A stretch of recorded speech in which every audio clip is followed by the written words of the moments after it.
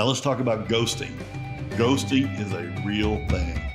Man, I wish I could explain it for those of you who haven't described it yet. But here's the deal. One, when you swipe, you're swiping at multiple people because you don't know who's going to swipe back. So what happens is you sometimes get slammed with multiple conversations going on.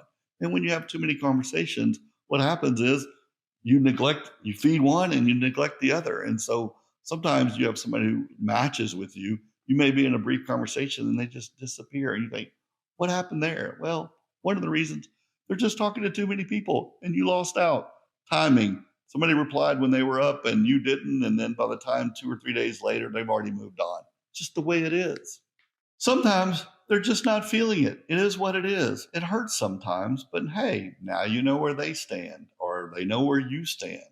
I've ghosted plenty in my life, not super proud, but some of them made total sense. Some were missteps on my part. It just happens.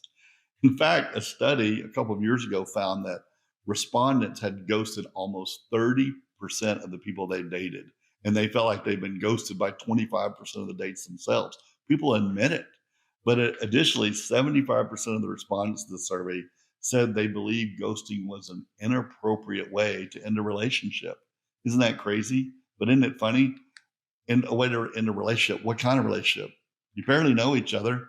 You've only just swiped on pictures and read a little bit of what they had to say. Is that really a relationship yet?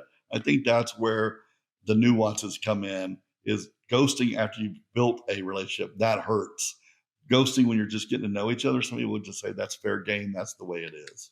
But this is not just a dating issue with ghosting. It happens a lot now with jobs and friendships as the world moves more and more online. It's proven we behave way differently in person than we do online. It's a thing. Plus, once again, what do you owe somebody that you barely know?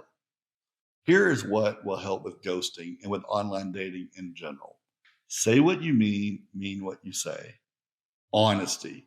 We don't have real relationships yet, but we don't need to be rude.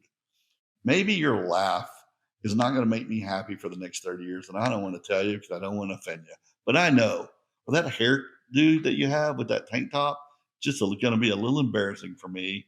And the dog, he's ugly. I'm not going to tell you that, but it may be enough for me to know you're not my next person. And so I've just moved on, and I'm moving on because I don't want to tell you the truth. So just sometimes you got to let ghosting be what it is, right? And also, I feel like I'm speaking to the ladies a lot today.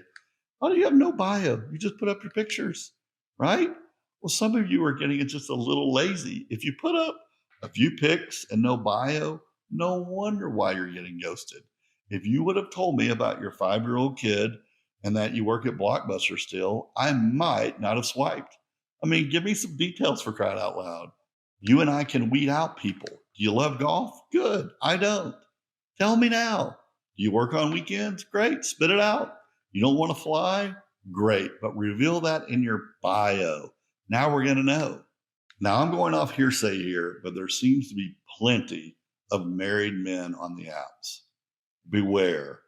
But here are some obvious signs. The chat picture apps, they want you off that app really, really quick to put you on a private app.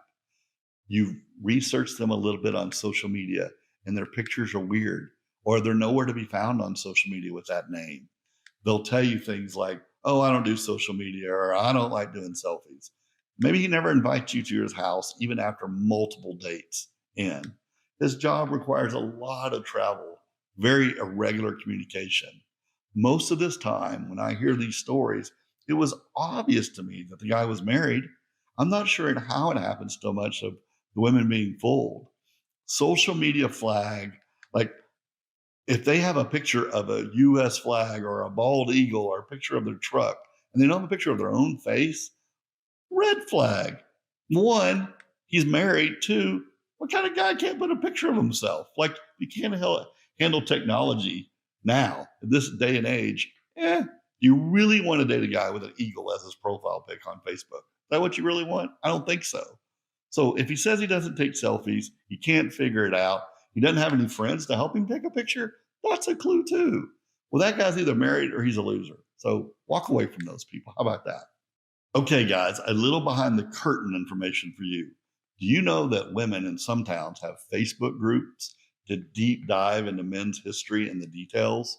Like, so you better behave.